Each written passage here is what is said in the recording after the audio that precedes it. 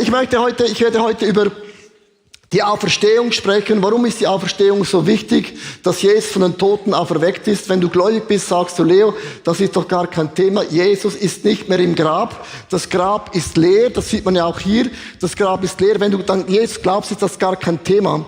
Wenn du aber nicht an Jesus glaubst, sagst du, ja gut, das kann ja jede Person behaupten, dass das Grab leer ist. Und es ist keine Detailfrage. Wenn das Grab nicht leer ist, dann bedeutet das, was wir glauben, funktioniert nicht und stimmt nicht, ist ein Märchen.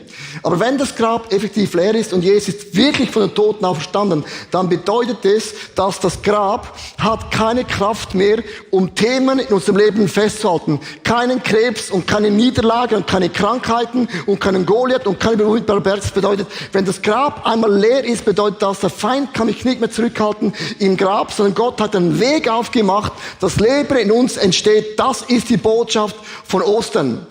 Und Paulus hatte ein Problem. In der ersten Kirche in Korinth, oder einer der ersten Kirchen in Korinth, waren Menschen in der Kirche und die haben gesagt, Paulus, mal unter uns, wir glauben nicht an die Auferstehung. Es gab schon damals Leute, die haben sie geglaubt. 1. Korinther Kapitel 15, Vers 12 bis 13 sagt der Paulus, wir verkünden allen übereinstimmend, dass Gott Christus von den Toten auferweckt hat. Wie können da einige von euch behaupten, in der Christian Church, eine Auferstehung der Toten gibt es nicht? Wenn es keine Auferstehung der Toten gibt, dann kann es ja auch nicht Christus nicht auferstanden sein. Also Paulus hatte ein Problem, dass die haben gesagt, die Korinther, wir glauben nicht an die Auferstehung der Toten. Und es ist eine ganz, ganz zentrale Botschaft, weil als Jesus nach 3 Tagen von diesem Grab auferstanden ist, dann hat man, ganz interessant, ein Grabtuch von Jesus gefunden. Und wenn du in ein Restaurant gehst und du bist fertig, dann nimmst du deine Serviette und so geht's rauf, oder? Kellner, I'm done, oder? Und es heißt im Detail, Jesus, das Grab war leer und man hat sein Tuch zusammengefaltet gefunden. Das mag für uns keine Bedeutung sein, außer du verstehst Knicke. Und es war so hingelegt mit den Worten, wie im Restaurant, ich komme wieder. Wie wenn du auf ein Restaurant gehst, in einem Restaurant auf dem Klo gehst, weißt du nicht, dann kommst du wieder. Die einen brauchen länger, die anderen brauchen extrem lange. Und Jesus sagt, das Grab ist leer. Und ich werde wiederkommen. Das ist ein ganz kleines Detail und so erkläre ich das euch, weil in der Bibel kannst du eines wissen, wenn etwas von Gott ist, wiederholt Gott etwas immer 2-mal. Wenn Gott zu dir prophetisch spricht, macht es Gott immer 2-mal. Das kannst du dir merken. Und die gleiche Geschichte von der Auferstehung der Toten kommt nochmals im Leben von Lazarus, ein guter Freund von Jesus. Und das lesen wir in Johannes Kapitel 12, Vers 9. Als ich rumgesprochen hatte, dass Jesus war, liefen viele der Menschen nach Bethanien. Sie kamen nicht nur, um Jesus zu sehen, sondern auch wegen Lazarus, den Jesus von den Toten auferweckt hatte. Also Jesus war 3 Tage im Grab und das Grab war dann leer und Lazarus war 4 Tage im Grab. Und die Bibel sagt, es hat schon gestunken, der Lazarus. Und das heißt bei Lazarus, seine Grabtücher waren weggerissen. Und das Wegreißen bedeutet, der Tod hat keine Macht mehr über deinem Leben. Nichts kann dich mehr jemals in deinem Leben in diesem Grab gefangen halten, sondern es ist ein für alle Mal zerrissen. Warum 4 Tage zu 3 Tage? 3 Tage bedeutet, die Zahl 3 bedeutet, es ist ein göttliches Wunder. Jesus sagte, wenn du zum Beispiel fastest, die ersten 3 Tage ist so hart, du willst aufgeben, aber nach dem 4. Tag kommt der Durchbruch, oder? Und Jesus sagte, 3 Tage bedeutet, Gott hat ein Wunder gemacht in unserem Leben. Und die Zahl 4 bedeutet, es ist vollkommen. Weil 4 bedeutet, du kannst nach vorne gehen, zurückgehen, links und rechts bedeutet, wo immer du hingehst, es ist vollkommen. Und Jesus sagt prophetisch, das Grab ist in unserem Leben für immer leer. Er ist auferstanden. Lass uns für das hier einen Applaus geben. Das ist so crazy. Es sind so viele Details drin. Und ich möchte dich fragen, wo versucht der Teufel dich zurückzubringen in das Grab? Wo versucht der Feind wieder Dinge rückgängig zu machen, wo Gott schon lange einen Durchbruch geschenkt hat? Natürlich, wenn du jetzt gläubig bist, ist das alles kein Thema, aber die Leute sagen, warum ist Jesus wirklich von den Toten auferstanden? Weil du kannst ja nicht die Bibel mit der Bibel erklären, das funktioniert nicht.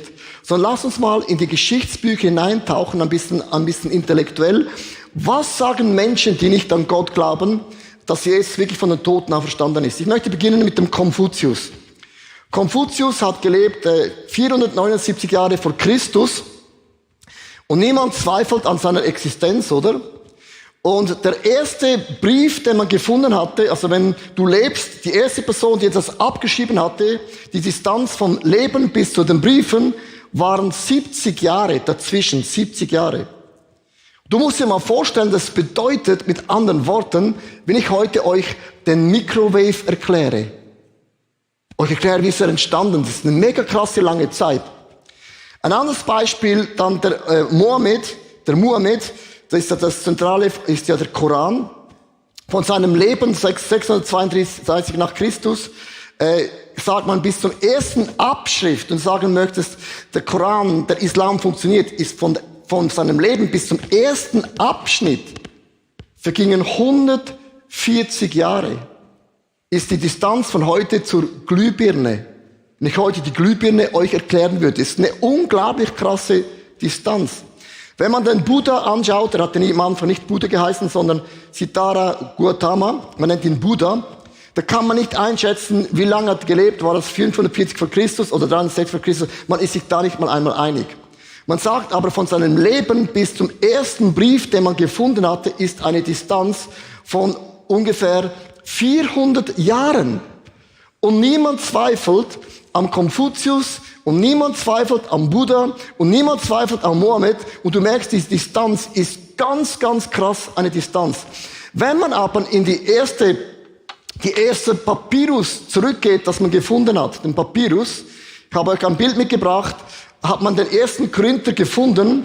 Und ich möchte euch erklären, wenn du Gott bist, überlass doch nicht deine Geschichte dem Zufall, oder?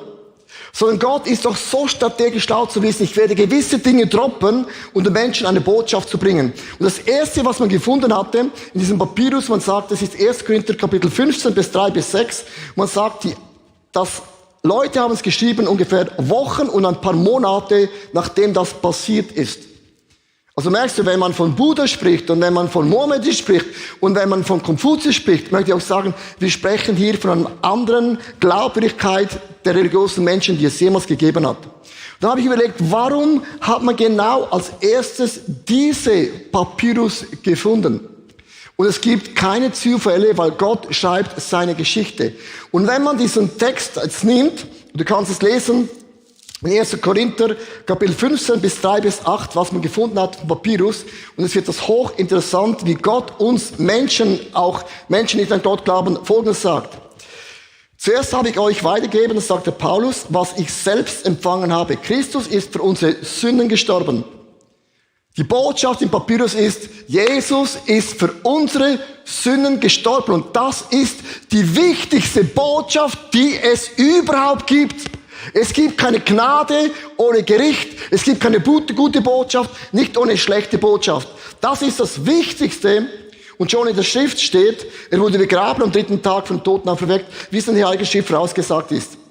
Er hat sich zuerst Petrus gezeigt, logisch, und dann den engsten Kreis, den Jüngern, dann 500 Brüder und Schwestern, bumm, gleichzeitig, von denen die meisten heute noch leben. Du merkst, er schreibt einen Brief und er sagt, ihr wart dabei. Nicht zum Hören und Sagen, sondern ihr habt das erlebt. Hochinteressant.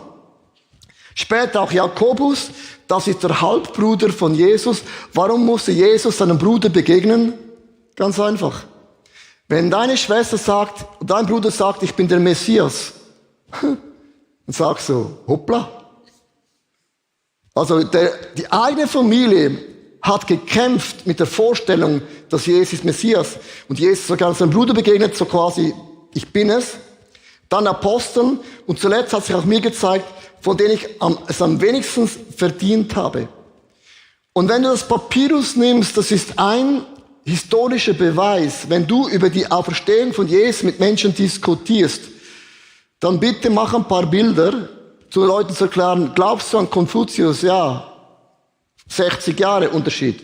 Glaubst du an Buddha? Ja, 400 Jahre Unterschied. Glaubst du an Mohammed? 140 Jahre Unterschied. Glaubst du an Jesus? Hast Wochen und ein paar wenige Monate der Unterschied in dieser Tabelle. Ich habe eine andere Tabelle für euch mitgebracht. Ich möchte ein bisschen so in solide Theologien eingehen für euch. Wenn man zum Beispiel anschaut, man sagt im Neuen Testament, vom ersten Tag bis zum letzten Abschnitt, also das längste von Augenzeugen waren 60 Jahre, das allerlängste, länger gibt es nicht in der Bibel. Wenn du das anschaust im Kontext zu allen großen Männern und Frauen, die jemals gelebt haben, ist das eine unvorstellbare Quote. Du schaust Julius Caesar an, man spricht vom Lebzeit bis zum ersten Brief von 950 Jahren. Wenn du von einer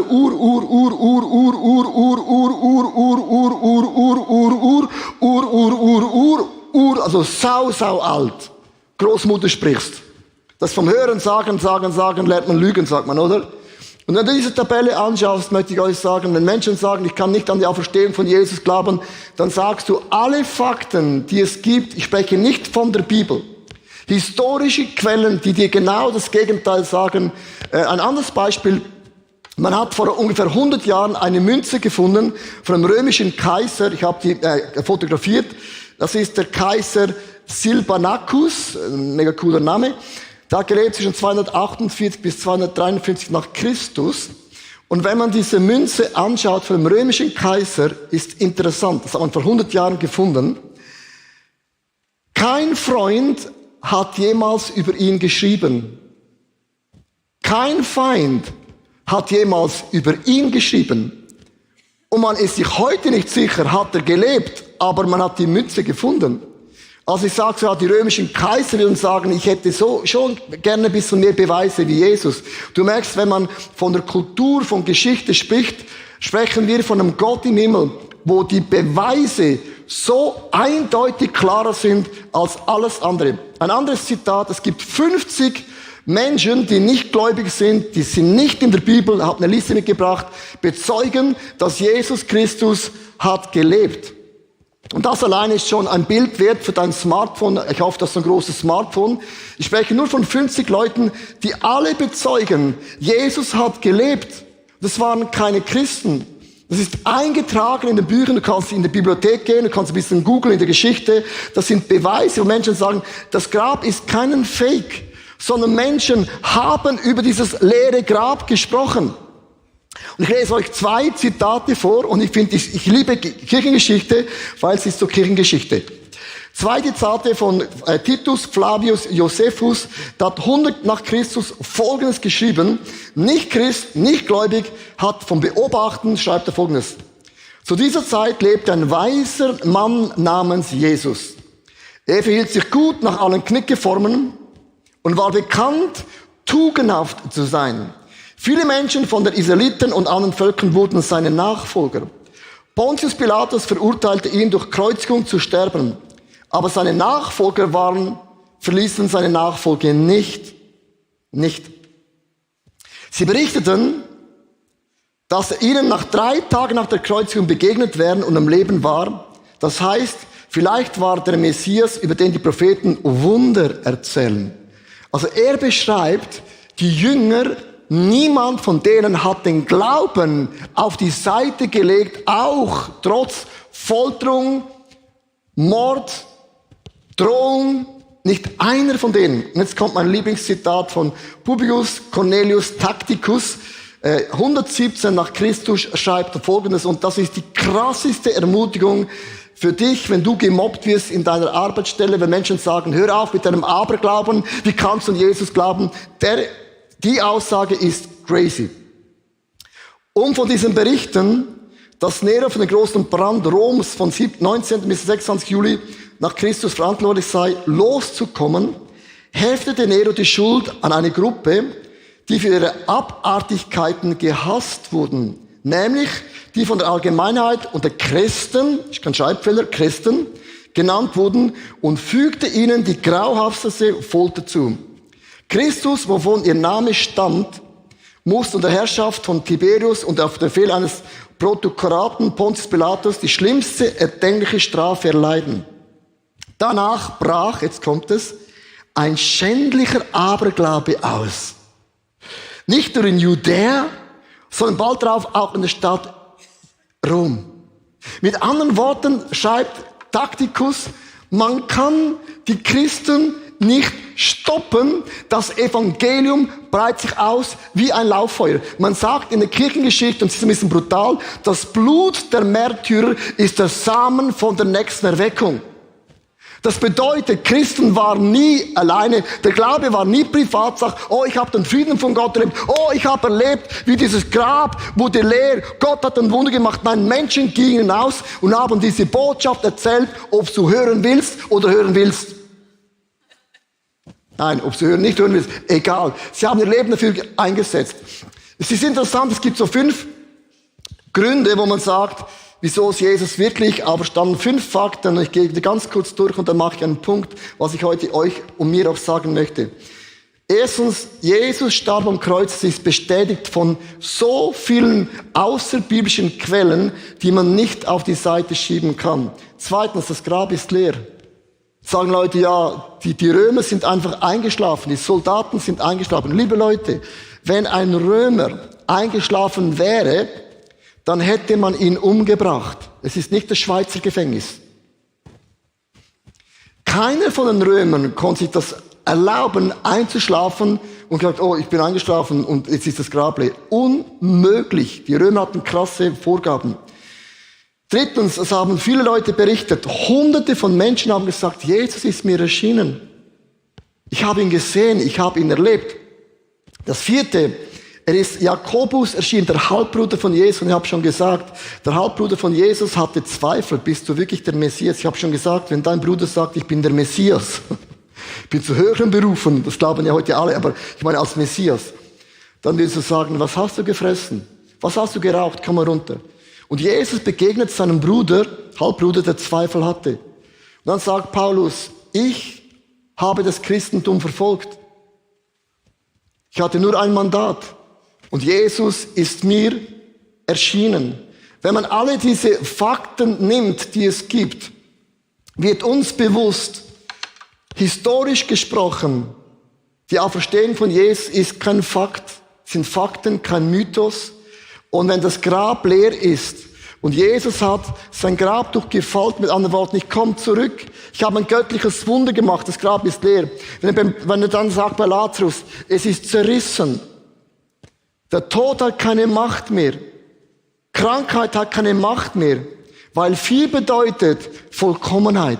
Dann wissen wir Christen, allein am Grab ist eine Botschaft, die eine Botschaft ist, die Welt nicht verstehen will, aber wir, die sie erlebt haben, ist eine Kraft, die uns selig macht, uns errettet und uns näher an das Herz von Jesus bringt. Amen? So, jetzt möchte ich enden mit etwas. In der Geschichte, ich habe angefangen mit dem Grab ist leer und dann mit dem Lazarus, der von den Toten auferweckt ist. Und es gibt eine Sache, wenn ich das heute erkläre, eine rote Linie, die sich durchzieht durch die Kirchengeschichte bis heute. Wenn Jesus, und das hat er, in deinem Leben ein unvorstellbares, nicht mögliches Wunder vollbracht hat, weißt du, was du dann machst? Du gehst, Freunde, Jungs und Mädels, listen! Ich habe Drogen konsumiert und es kam der Heilige Geist und bumm, eine solche Power, eine solche Kraft und ich bin frei. Du kannst dein Testimony nicht für dich behalten. Wenn dein Herz voll ist, geht dein Mund über. Und wir sind Botschafter, Frauen und Männer an der Stelle von Gott. Leute haben erkundet, das Grab in meinem Leben ist leer. Jesus hat ein Wunder vollbracht. Schaut mich alles so ruhig an. Habt ihr Wunder erlebt? Habt ihr Wunder erlebt? Online? Microchurch? Wenn du Wunder erlebst, geht das nicht an deiner Familie spurlos vorbei. Und es gibt eine Person, die sagt, das kann ich nicht ertragen und ich werde alles unternehmen, um dich unsicher zu machen, zu zweifeln und denken, das ist Privatsache, das ist der Teufel. Und der Feind Gottes zieht uns wieder zurück in dieses Grab hinein. Ja, lasst uns das für uns behalten. Der Glaube ist etwas ganz, ganz Privates. Und die ganze Bibel sagt uns, der Glaube ist keine Privatsache. Der Glaube muss hinausgepreacht werden zu Zeiten oder zu Unzeiten. Und es kommt eine unvorstellbare, krasse Story. Und ich habe die Story schon gefühlt 100-mal gelesen. Und plötzlich habe ich was gelesen und es stand immer da, aber ich habe es gelesen. Wer kennt das? Du liest etwas und denkst, das habe ich noch nie so gesehen. Schlagt auf Johannes Kapitel 12, Vers 10 bis 11, das Geschichte von Lazarus. Lazarus hat Jesus von den Toten auferweckt, nach 4 Tagen. Krasses Wunder. Er war tot und er wird lebendig, oder? Da beschlossen die oberen Priester, auch Lazarus zu töten. Denn seinetwegen kamen viele Juden nach Bethanien und glaubten an Jesus. Zuerst ist er tot, muffelt für 4 Tage. Maria jammert und Martha sagt, wäre es so früher gekommen, wäre unser Bruder gestorben. Dann macht Jesus ein Wunder, Lazarus wird lebendig und sagt, lass uns wieder töten. Darf ich dir was sagen? Wenn du beginnst, das Evangelium zu predigen, will der Feind dich wieder töten. Er macht das nicht plump, kommt mit einem Gewehr, sondern Menschen, die sagen, wenn du das glaubst, habe ich mit deiner Freundschaft nichts mehr zu tun. Eltern sagst, wenn du das glaubst, werde ich dich enterben. Gut, funktioniert in der Schweiz nicht, zum Glück nicht. Du hörst ganz einfache Dinge. Wenn du das wirklich glaubst, du gehst in das ICF, habe ich mit dir nichts mehr zu tun. So Menschen drehen sich den Rücken zu dir und das macht bei uns etwas und die Menschenfurcht, die stirbt und du klopfst an Menschen hinan und der Feind versucht, dein Testimony wieder zu rauben. Weil durch dein Zeugnis werden Frauen und Männer zum Glauben an Jesus finden. Paulus sagt zu den Korinthern, ich gehe zurück in diesen Bibeltext, er sagt zu den Korinthern ganz am Ende, auch etwas Unglaubliches in Vers 30 bis 32. Und darum ist es wichtig, wenn du Theologie studierst, du musst immer, was steht vor und was steht nachher. Wenn du auf einen Satz rauspickst, dann entsteht eine falsche Theologie. Paulus sagt am Ende zu den Korinthern, also er glaubt nicht an die Auferstehung, er ist mir begegnet. Und das größte Beweis, dass Jesus gibt, bist du selber. Er ist dir begegnet. Er hat deine Sünden vergeben.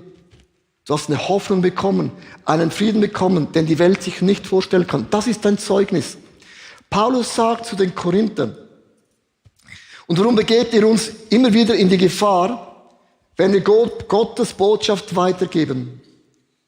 Tag für Tag riskiere ich mein Leben. Das stimmt so gewiss, wie ihr von Christus, unserem Herrn, stolz auf euch sein kann.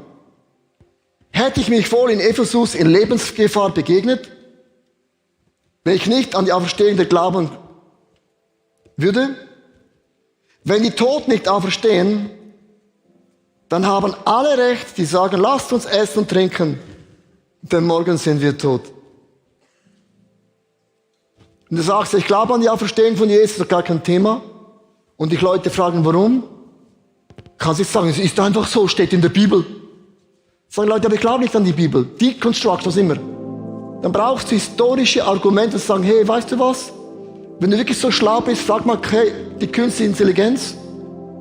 Und du findest so viele Quellen, die beweisen, Jesus ist von den Toten auferstanden, er ist Menschen begegnet, das ist niedergeschrieben in Quellen von Christen, von Nichtchristen, aber die Botschaft ist, das Grab ist leer. Die Grabtücher sind zerrissen. Ich werde enden mit einer Geschichte, die mich begegnet hat. Wenn ich reise, erlebe ich viele Christen, die wohnen nicht in der Schweiz, sondern in Deutschland. Die haben mich gefragt, Leo, kommst du mit nach Pakistan predigen?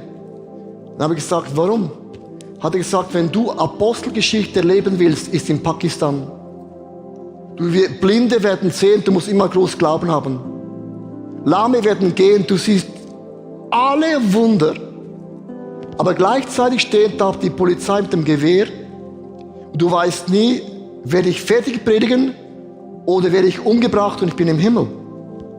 Er sagt, es gibt keinen Ort, Moment auf der Welt wie Pakistan, wo du alles hast. Du hast Erweckung, Apostelgeschichte, aber Mord und Totschlag das Gleiche. Er erzählte mir von einem Mann, der hat erlebt, dass er hatte Krebs, unheilbar. Geht in eine Church, sie haben für ihn gebetet und Gott hat ihn geheilt. Alles war weg. Und er ging und hat es den Leuten erzählt und Menschen kamen zum Glauben. Dann hat eine Kirche angefangen, nach wenigen Monaten war sie riesig.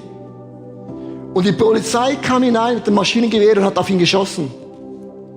38 Schüsse im Unterleib. 8 Monate hat er sich zwischen Leben und Tod begegnet, hatte keine Finanzen und für eine Operation. Ein Geschäftsmann hat das gehört, hat die Operation bezahlt.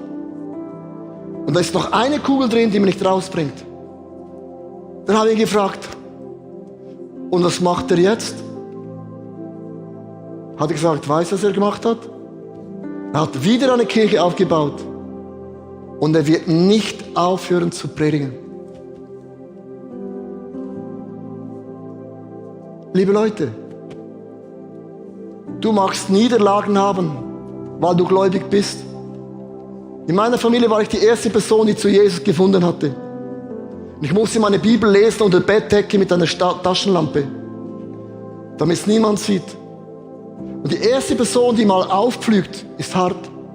Aber dann kam eine Person nach dem anderen zum Glauben. Aber meine Botschaft, die ich habe in meinem Leben, war immer gewesen, mein Grab. Mein Grab war so voll, ich war da in diesem Grab drin. Und Jesus hat mein Grab geöffnet. Und alle meine Themen, die es gibt, hat er ein für alle Mal vernichtet. Und nach 4 Tagen Lazarus ist die Botschaft, es ist vollkommen, Leo. Es ist alles erledigt.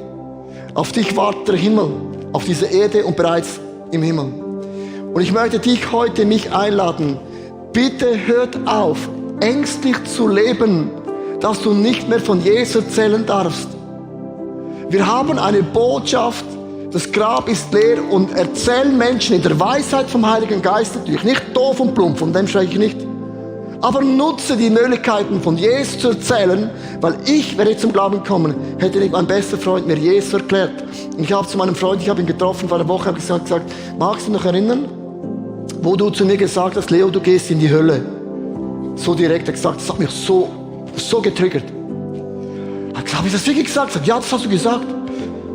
Aber ich musste es hart hören, weil ich es auch hart brauchte. Und ich möchte heute mit uns beten, dass Gott dich gebraucht und Gott Türen öffnet, dass du das Evangelium für Jesus predigen wirst. Zur Zeit oder auch zur Unzeit. Amen. Amen. Ich lade euch ein, live online Microchurch aufzustehen. Ich werde heute enden mit unseren Flaggen. Die Flaggen kommen auf die Bühne. Und das war ein Statement.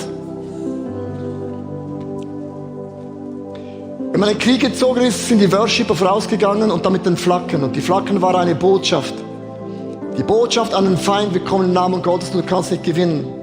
Und die Flaggen waren eine Botschaft. Das erste ist Heilung. Gott ist ein Heiler. Dann haben wir Versorgung. Wir sind jetzt auf der LED-Wand. Ich hoffe, diese Texte. Dann haben wir den Frieden und auch einen Durchbruch. Das sind die Farben, die da stehen. Und ich möchte heute mit dir zusammen dir vor Augen malen, mein Grab ist leer. Mein Grab ist leer. Mein Grab ist leer. Ich bin auferstanden in Christus. Der Geist Gottes wohnt in mir. Und ich habe eine Botschaft in meiner Verwandtschaft, in meiner Schule, in meiner Firma zu erzählen, dass Jesus Christus, er ist Heilung, er ist Versorgung, er ist Friede und er ist auch mein Durchbruch. Seid ihr ready? Vater im Himmel,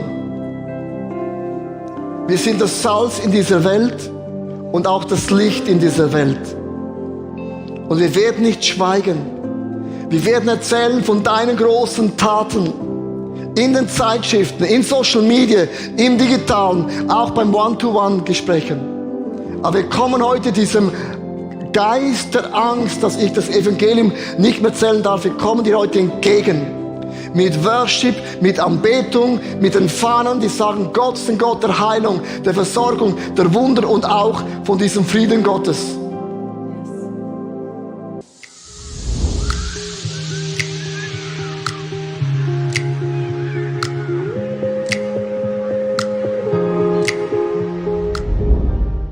Ich hoffe, dass die Predigt zu dir gesprochen hat und du mega viel mitnehmen kannst für deinen Alltag, damit wir am Herzen von Jesus jeden Tag einfach so nahe sind und mega viele coole Dinge mit Jesus erleben werden.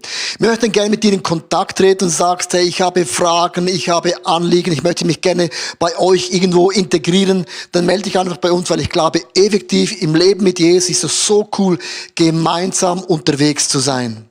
Ja, unsere Leidenschaft ist es, dass wir Menschen positiv aufblühen sehen durch die Kraft von Jesus Christus und sehen, wie sie auch ihr Umfeld verändern. Und wir laden dich von Herzen ein, Teil von dieser Vision zu sein. Wir haben Hunderte von Mitarbeitern, Menschen, die unsere Kirche unterstützen mit Gaben, Fähigkeiten und auch mit unseren Finanzen. Und ich danke dir von ganzem Herzen, wenn du ein Teil von dieser Vision bist, auch mit deinen Finanzen. Ja, abonniere doch unseren Kanal, damit du immer den neuesten Content bekommst und informiert bist, was Gott alles macht durch unsere Church. Und es würde uns mega, mega freuen. Also, bis zum nächsten Mal. God bless you und ciao zusammen.